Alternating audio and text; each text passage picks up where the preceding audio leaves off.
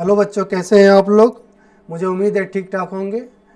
और BSc physics के इस कोर्स में आप सभी लोगों का मैं स्वागत करता हूं। मेरा नाम वाजिद अहमद है। बीएससी के इस कोर्स में आपको मैं फ़िज़िक्स पढ़ाऊंगा।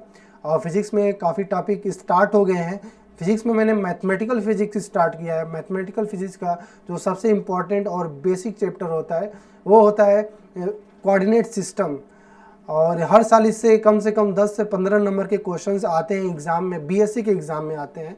और कंपटीशन से भी थोड़ा बहुत एग्ज़ाम में आता है यहाँ से।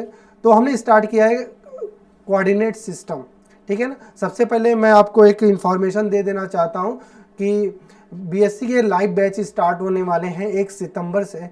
इसलिए वीडियो को ज़्यादा से ज़्यादा शेयर कीजिए ताकि हमारा वीडियो उन लोगों तक पहुँचे जिनको इसकी सबसे ज़्यादा ज़रूरत है। आप जानते हैं कि हमारे देश में टीचर्स की काफ़ी कमी है। उस कमी को पूरा करने के लिए लर्निफाई यूनिवर्सिटी एक छोटा सा पहल कर रहा है। ओके, तो मुझे उम्मीद है कि आप ज़्यादा से ज़्यादा वीडियो को लाइक करेंगे, शेयर कीजिएंगे और सब्सक्राइब करेंगे, क्योंकि आपके लाइक्स हमारे लिए मोटिवेशन का काम करेंगे। आप जब लाइक करोगे तो हम मोटिवेट होंगे, आपके लिए और अच्छे से वीडियो लेकर आएंगे। तो ये मेरा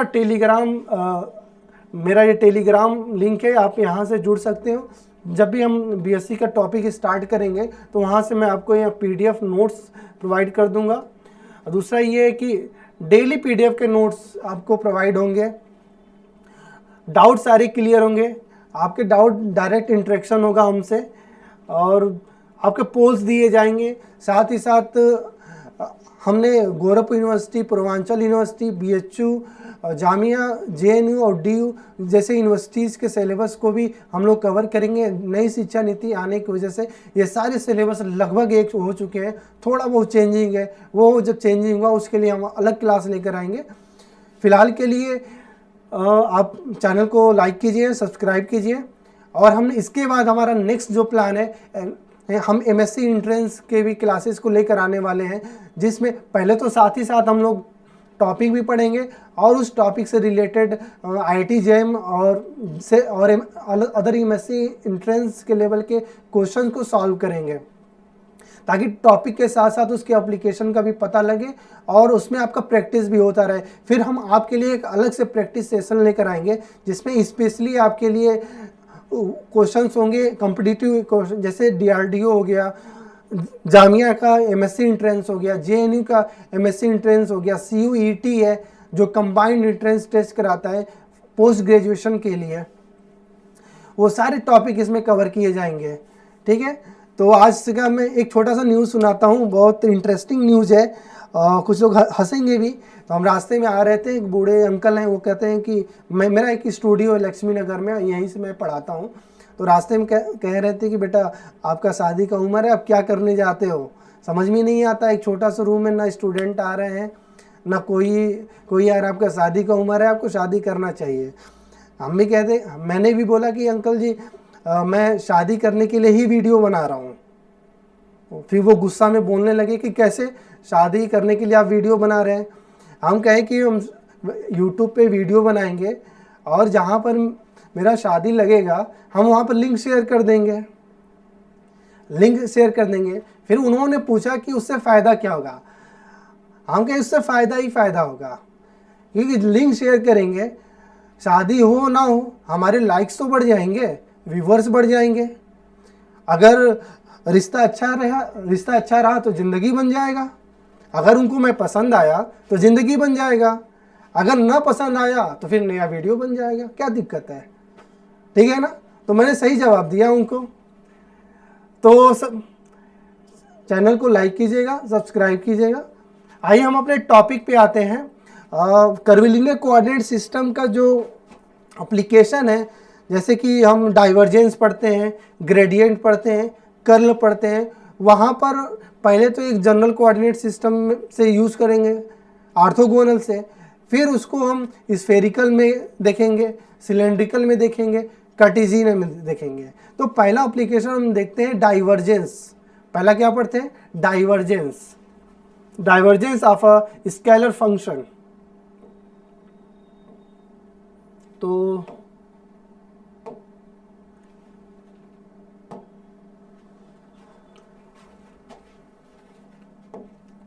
यहाँ पढ़ते हैं gradient of a scalar field.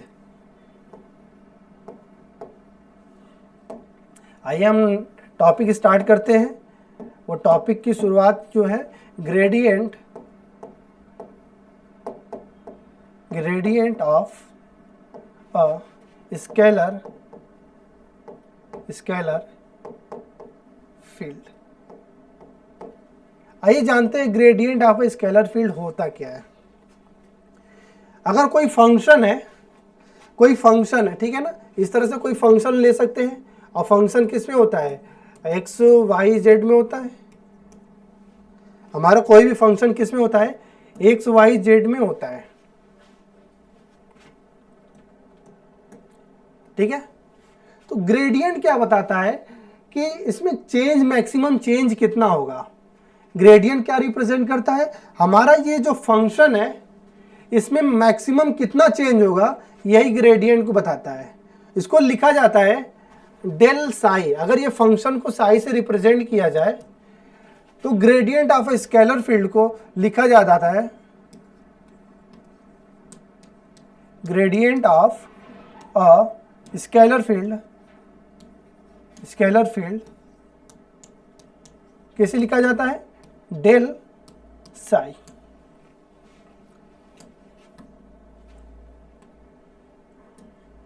Phi भी लिख सकते हैं, हम इसको क्या लिख रहे हैं, साई। और डेल का वैल्यू आपको पता होता है, आपको पता होगा इसका जो वैल्यू होता है i cap del del x plus j cap del del y plus k cap del del z. ये कार्टेशियन में हमने पढ़ा हुआ है। आज हम एक जनरल पढ़ेंगे, कर्वीलिनियर कोऑर्डिनेट सिस्टम में पढ़ेंगे। तो डेल साई की वैल्यू क्या होगा, अगर हम साई की वैल्यू यहाँ पर अप्लाई करेंगे साई, तो डेल साई की वैल्यू क्या हो जाएगा, i cap del psi del x plus j cap del psi del y plus k cap del psi del del z, ठीक है। ये भी क्या होगा, डेल जेड होगा, ठीक है। ये हमने पढ़ा हुआ है, कार्टेशियन कोऑर्डिनेट में हमने बहुत इसका यूज करते हैं, ठीक है ना। हम इसको आज किस में पढ़ेंगे, ऑर्थोगोनल कर्वीलिनियर कोऑर्डिनेट सिस्टम में। इसका डिफिनीशन क्या होता है, इसका मैं डिफिनीशन सबसे पहले बताता हूं। ये हमने कार्टेशियन में ये पढ़ा हुआ है, ठीक है ना। इसको पहले इसका डिफिनीशन क्या होता है, ये डिफिनीशन पढ़ते हैं।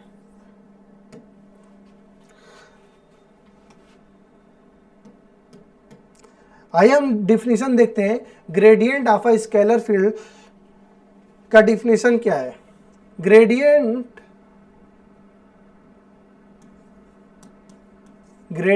Of a scalar field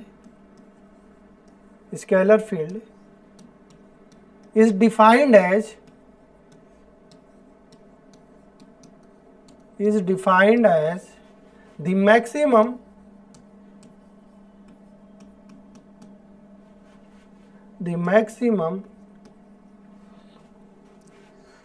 rate of change, the maximum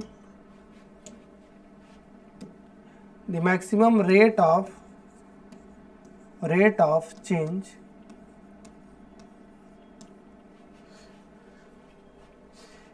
increases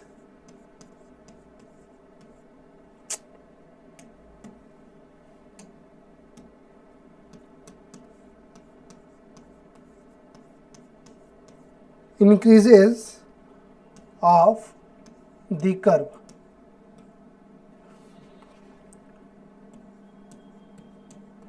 हमने बताया कि अगर ये कोई कर्व है, और ये कर्व का कोई फंक्शन है, मान लीजिए psi is equal to psi x y z, ठीक है ना। इसी फंक्शन में होता है कोई कर्व, तो इस कर्व में कितना चेंज है, कितना रेट ऑफ चेंज है, उसका मैक्सिमम जो वैल्यू होता है वही ग्रेडियंट को रिप्रेजेंट करता है। और ये जो है ग्रेडियंट किसी स्केलर फंक्शन का लिया जाता है। ग्रेडियंट किसका लिया जाता है, स्केलर फंक्शन का लिया जाता है। और ग्रेडियंट जो होता है अपने आप में एक वेक्टर क्वांटिटी होता है। क्या ये होता है? ये वेक्टर फील्ड होता है,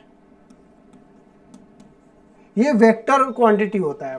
और वेक्टर क्वांटिटी होने से इसका डायरेक्शन भी मेंशन होना चाहिए, क्योंकि जब भी कोई क्वांटिटी वेक्टर है तो उसके पास उसका वैल्यू के साथ साथ उसका डायरेक्शन भी होना चाहिए।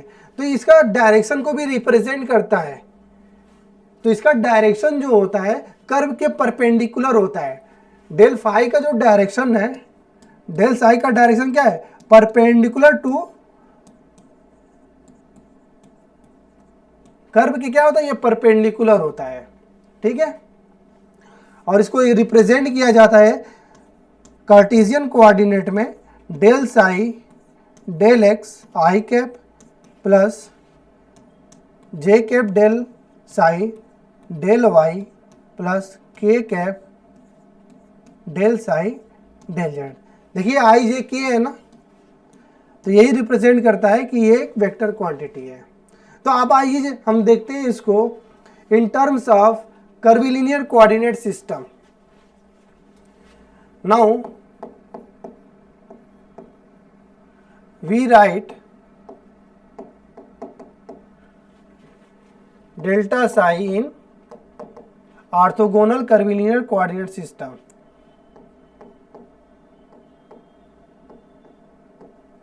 Orthogonal curvilinear coordinate system.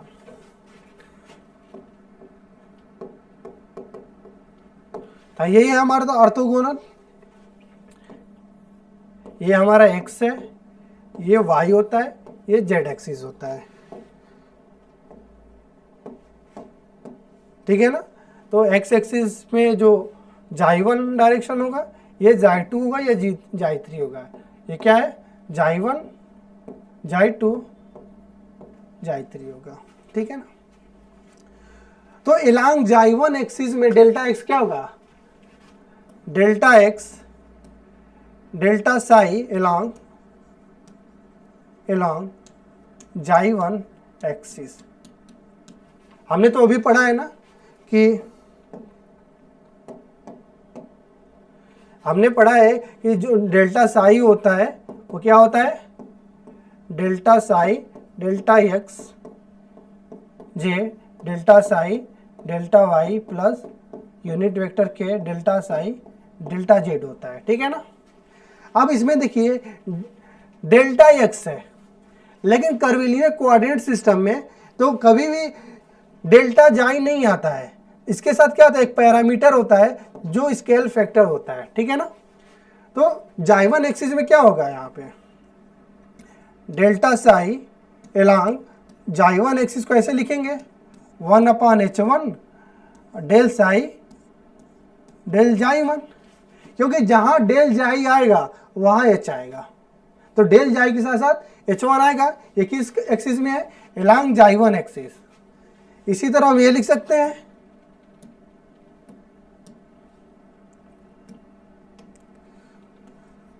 Delta psi along जाई2 एक्सिस। जाई2 एक्सिस के एलॉन्ग कितना होगा? यहाँ जहाँ जहाँ 1 है वहाँ 2 हो जाएगा। डेल्टा साई एलॉन्ग जाई2 axis is equal to 1/h2 delta psi delta जाई1 जाई2। अब कोई पूछेगा कि h2 क्या है? h2 स्केल फैक्टर है एलॉन्ग जाई2 एक्सिस, h1 स्केल फैक्टर है एलॉन्ग जाई1 एक्सिस। इसी तरह लिख सकते हैं जाई3 एक्सिस के एलॉन्ग। देखिए ये जाई1 एक्सिस है और ये जाई2 एक्सिस है, ये जाई3 एक्सिस है। इसके एलॉन्ग जो h1 होगा, इसके एलॉन्ग जाई2 h2 होगा, इसके एलॉन्ग इसका जो डायरेक्शन होगा 3 2 h2 हो जाएगा, ठीक है। डेल्टा साई एलॉन्ग जाई3 एक्सिस,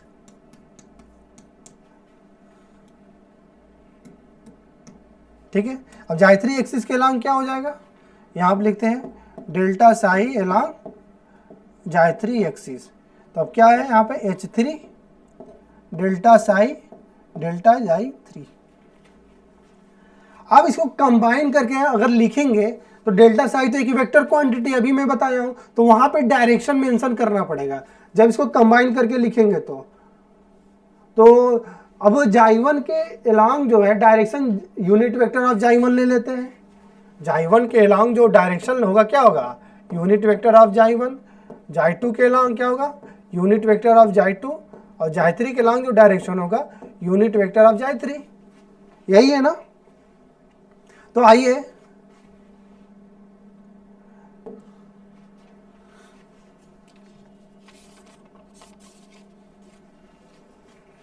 अब ग्रेडियंट लिखते हैं। देयरफॉर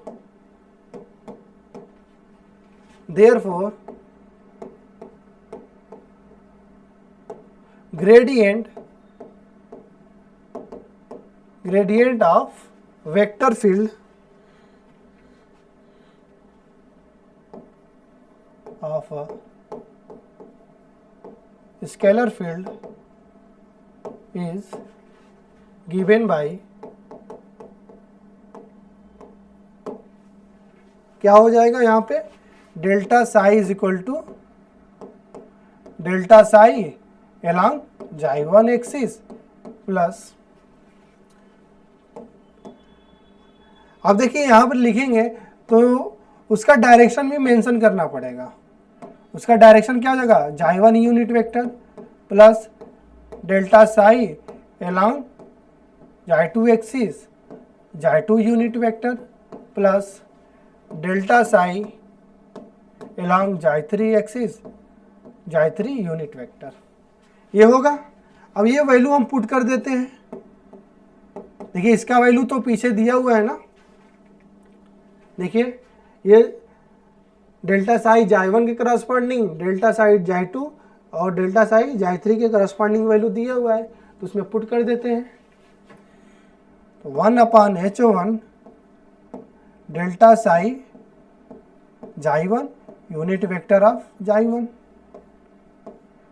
प्लस 1/H2 डेल्टा साई2 यूनिट वेक्टर ऑफ जाई2 plus 1/H3 delta psi delta जाई3। ठीक है, सही है ना। अगर इसको समेशन में लिखे हैं तो ऐसे लिखा जा सकता है, हमको पता है समेशन में करना। आई के टर्म में लिख देते हैं, आई इज इक्वल टू 1 2 3, तो 1/Hi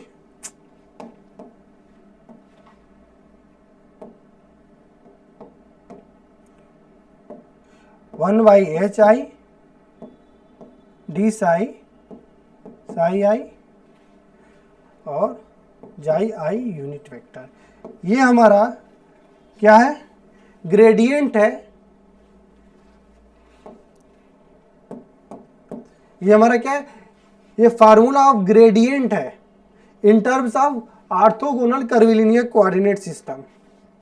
ये क्या है, formula of gradient, formula of gradient of scalar field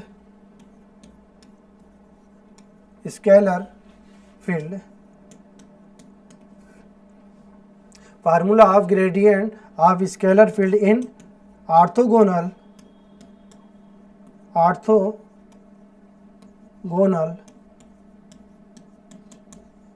curvilinear coordinate system,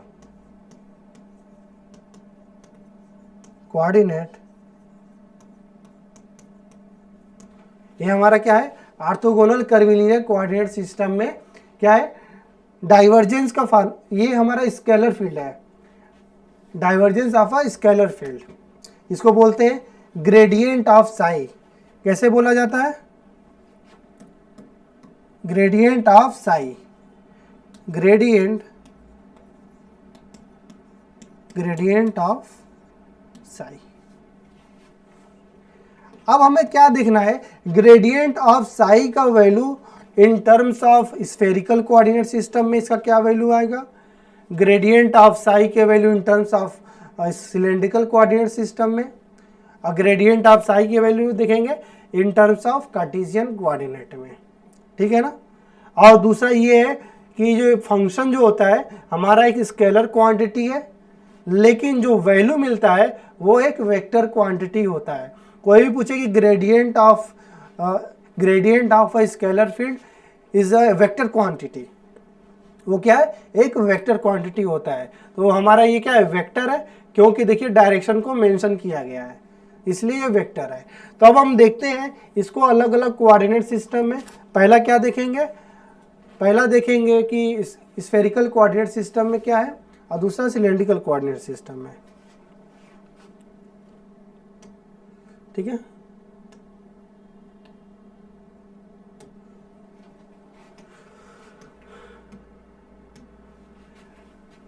formula आपका यही निकला है, delta psi is equal to delta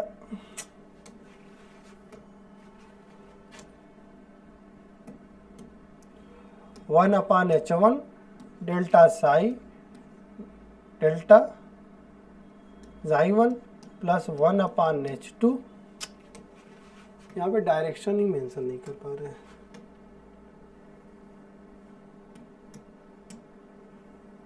Xi1 unit vector plus 1 upon H2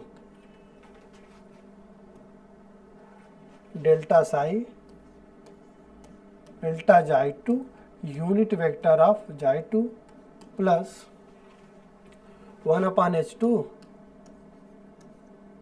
delta psi delta Xi3, ये 3 हो जाएगा यहाँ पे Xi3 यूनिट वेक्टर। इसको इक्वेशन नंबर क्या ले लेते हैं, 1 ले लेते हैं, ठीक है। अब हम इसको देखेंगे अलग अलग कोऑर्डिनेट सिस्टम में। तो पहला क्या हम देखेंगे, केस फर्स्ट देखेंगे, इसका वैल्यू जो है स्फेरिकल कोऑर्डिनेट सिस्टम में क्या होता है, स्फेरिकल कोऑर्डिनेट सिस्टम, इसका कोऑर्डिनेट क्या होता है, r, थीटा, फाई। और हमने बता रखा है कि जब हमें जनरल सिस्टम पता हो और एक सिस्टम से दूसरे सिस्टम में जाना हो तो कौन सा पैरामीटर हेल्प करता है, वो हमारा स्केल फैक्टर होता है। और स्केल फैक्टर का वैल्यू हमने कैलकुलेट कर रखा है। अगर आपको नहीं मालूम है तो मैं लिंक दे दूंगा डिस्क्रिप्शन बॉक्स में, वहाँ से आप देख लेना। तो स्फेरिकल कोऑर्डिनेट सिस्टम में जो एच आर की वैल्यू 1 होता है, एच थीटा की वैल्यू r होता है, एच फाई की वैल्यू क्या होता है, r साइन थीटा होता है, ठीक है। इसको हम क्या ले लेंगे, H1 ले लेंगे, इसको H2 ले लेंगे और इसको H3 ले लेंगे, ठीक है ना। और इसके करस्पॉन्डिंग जो डिस्प्लेसमेंट होगा dr हो जाएगा।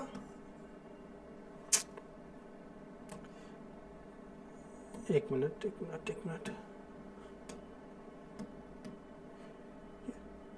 डी जाई किस में कन्वर्ट हो जाएगा, डी जाई1 डी आर में कन्वर्ट हो जाएगा, डी जाई2 कन्वर्ट होगा डी थीटा में, और डी जाई3 कन्वर्ट होगा डी फाई में, r d r d theta d phi. अब यहाँ पर एक चीज़ और देखना है, इसमें ये डायरेक्शन भी मेंशन किया हुआ है।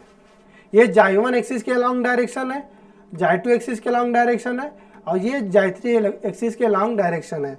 जब स्फेरिकल कोऑर्डिनेट सिस्टम में हम जाएंगे, जब हम स्फेरिकल कोऑर्डिनेट सिस्टम में जाएंगे तो उसमें भी डायरेक्शन को मेंशन करना पड़ेगा।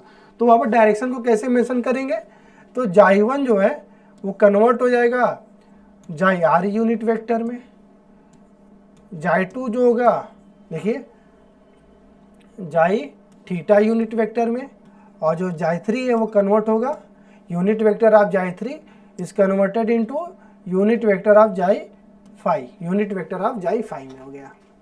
अब ये वैल्यू हम इक्वेशन 1 में पुट कर देंगे जो रिजल्ट आएगा वो क्या होगा, gradient of a scalar field in spherical coordinate system में मिल जाएगा। तो आइए हम पुट करते हैं, therefore equation 1 can be written as, ये वाला लाइन हमको दिख ही नहीं रहा है क्योंकि वो रॉड की इंटेंसिटी इतना है कि इस पर आ रहा है और मेरे आंख पे लग रहा है, शाइनिंग ज़्यादा आ रहा है यहाँ इस इक्वेशन में। यहाँ से ठीक है, इसको देखने में थोड़ा सा प्रॉब्लम हो रहा है, इसलिए आगे पीछे होकर के देखना पड़ रहा है, ठीक है ना। तो delta psi is equal to, अब देखिए 1/h1 है ना, h1 की वैल्यू क्या है 1 है, तो 1/1 डेल्टा साई। अब देखिए डेल्टा जाई1 किस में कन्वर्ट हो गया, dr में, तो डेल्टा r हो जाएगा, और साई आई किस में हो जाएगा, यूनिट वेक्टर ऑफ साई 1 किस में हो जाएगा, यूनिट वेक्टर ऑफ r में, ठीक है। अब देखिए इसमें क्या है 1/h2 है ना, h2 की वैल्यू यहाँ पर दिया हुआ है, और d जाई2 किस में कन्वर्ट हो जाएगा, d थीटा में, और जाई2 यूनिट वेक्टर किस में कन्वर्ट होगा, यूनिट वेक्टर ऑफ जाई थीटा में। तो 1/r del psi del theta psi theta का यूनिट वेक्टर प्लस, अब h3 की वैल्यू कितना है, r साइन थीटा है, 1/r sine theta delta psi delta phi, अब जाई थ्री किस में कन्वर्ट हो जाएगा, यूनिट वेक्टर ऑफ जाई फाई में, ठीक है ना। अब देखिए 1/1 को इसको ऐसे लिख देते हैं ना, ये हमारा क्या मिल गया, डेल्टा साई मिल गया,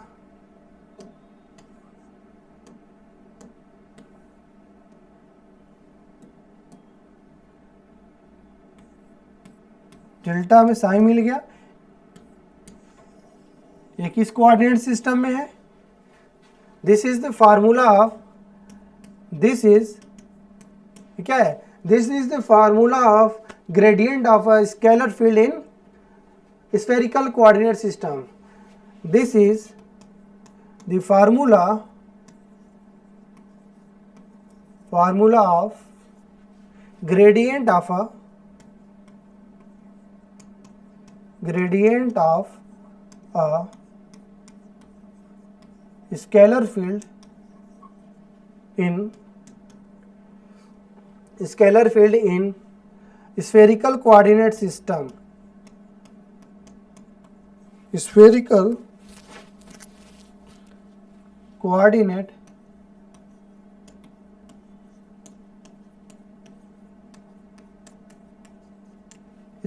coordinate सिस्टम, ठीक है ना। तो पहला केस तो मिल गया स्फेरिकल कोऑर्डिनेट सिस्टम में। अब दूसरा देखते हैं सिलेंड्रिकल कोऑर्डिनेट सिस्टम में। दूसरा क्या देखेंगे, सिलेंड्रिकल कोऑर्डिनेट सिस्टम में केस 2,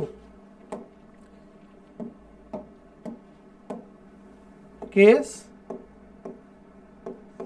2 इन सिलेंड्रिकल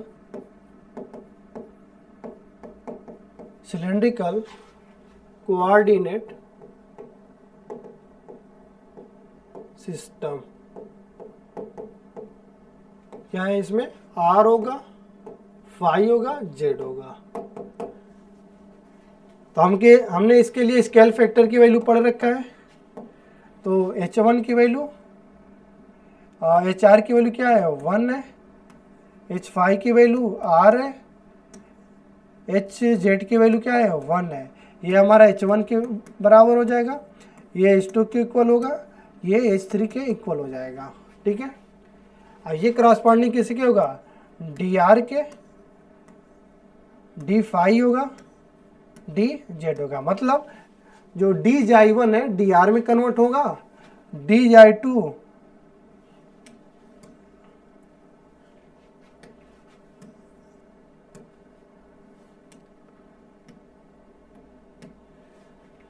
अब देखिए d जाई1 किस में कन्वर्ट हो जाएगा, dr में, और डी जाई टू डी फाई में, डी जाई थ्री डी जेड में हो जाएगा। अब यहाँ पर ये तो वेक्टर क्वांटिटी है तो इसका डायरेक्शन भी मेंशन करना पड़ेगा। तो जाई वन यूनिट वेक्टर कन्वर्ट होगा जाई आर यूनिट वेक्टर में, जाई टू यूनिट वेक्टर कन्वर्ट होगा जाई फाई यूनिट वेक्टर में, जाई जेड यूनिट वेक्टर कन्वर्ट होगा जाई जेड यूनिट वेक्टर में।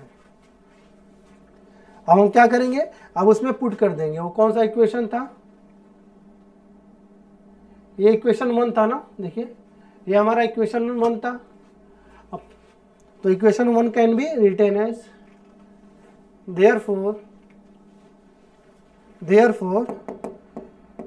Equation 1 can B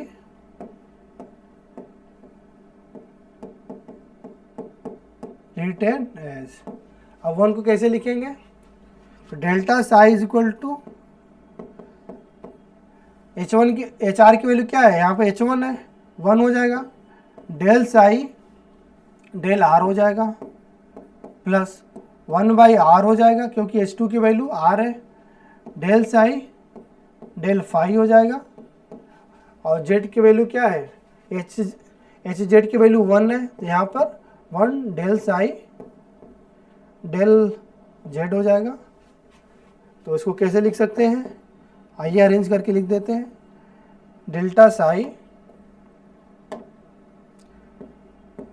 Sai is equal to del psi del R plus 1/R del psi del phi plus del psi del Z है। ये हमारा क्या है, यही हमारा फार्मूला है।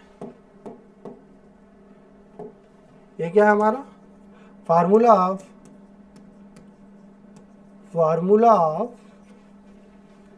Gradient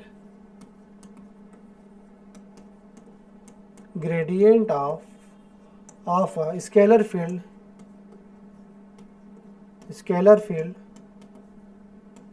in formula of gradient of a scalar field in cylindrical coordinate system. Cylindrical coordinate system.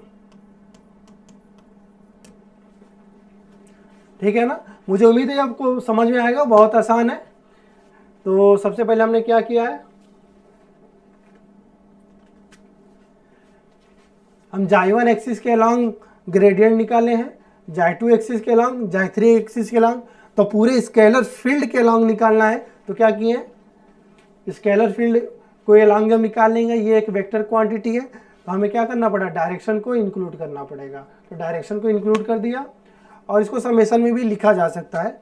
अब इसी को क्या किए, ये हमारा रिजल्टेंट फार्मूला हो गया, ये भी हमारा फार्मूला हो जाएगा। ठीक है, अब इसको हम किस किस टर्म में देखें, in terms of spherical coordinate system, और दूसरा क्या है, in terms of cylindrical coordinate system. आइए इसी in terms of Cartesian coordinate system भी देख सकते हैं। तो तीसरा क्या है, case 3 in Cartesian coordinate system x y z, यही है ना। तो इसके लिए H1 H2 H3 की वैल्यू क्या होता है, 1 होता है। H1 equal to Hx equal to 1, H2 equal to Hy equal to 1 हो जाएगा, H3 equal to Hz equal to 1 है। इसके अलॉन्ग dx होगा, इसके अलॉन्ग dy होगा, और इसके अलॉन्ग क्या हो जाएगा, dz होगा। ठीक है, और बात रही यूनिट वेक्टर का, जाई वन यूनिट वेक्टर कन्वर्ट हो जाएगा i में, आपने तो पढ़ा ही है। तो जाई टू कन्वर्ट होगा j में, और जाई थ्री कन्वर्ट होगा k में। या इसी को ऐसे भी लिखते हैं, x unit vector y unit vector और z यूनिट वेक्टर भी लिखा जाता है, तो दोनों लिख सकते हैं। तो क्या हो जाएगा, delta psi 1/1 del psi del x हो जाएगा, i unit vector 1/1 del psi del y j unit vector और डेल साई डेल z, ये क्या हो जाएगा, k यूनिट वेक्टर। इसको हम ऐसे भी इम्प्लाई करके लिख सकते हैं, del psi is equal to del psi del x i unit vector del y del z j unit vector del psi x, ये y है, ये z है, k यूनिट वेक्टर। ये हमारा मिल गया किसमें, इन कार्टेशियन कोऑर्डिनेट सिस्टम। ये क्या है, formula of scalar field gradient of scalar field in Cartesian coordinate system. यही तक हमें पढ़ना था, ठीक है। तो नेक्स्ट क्लास में हम पढ़ेंगे डाइवर्जेंस, उसके बाद पढ़ेंगे कर्ल, फिर उसके बाद भी बहुत सारे एप्लीकेशंस पढ़ेंगे। तो मुझे उम्मीद है आपको ये वीडियो पसंद आया होगा, और बहुत आसान है, बहुत बेसिक है, और उतना ही हम आसान करके इसको पढ़ा रहे हैं ताकि आप फर्स्ट टाइम भी देखेंगे तो ये हमारा वीडियो आपको समझ में आएगा, ठीक है। अगर वीडियो समझ में आया होगा, पसंद आया होगा, तो इसको लाइक कीजिएगा, शेयर कीजिएगा। और आपके लिए एक न्यूज़ मैंने बता रखा है कि 1 सितंबर से यूट्यूब पे नए वीडियो लाइव बैच लॉन्च होने वाला है। तो ताकि ज़्यादा से ज़्यादा आप लाइक कीजिए, शेयर कीजिए, ताकि उन बच्चों तक हमारा ये वीडियो पहुँचे जिनको हमारे इस वीडियो की ज़रूरत है, हमारे इंस्टीट्यूट की ज़रूरत है, ठीक है। तब तक के लिए अपना ध्यान रखिए। Take care, all the very best.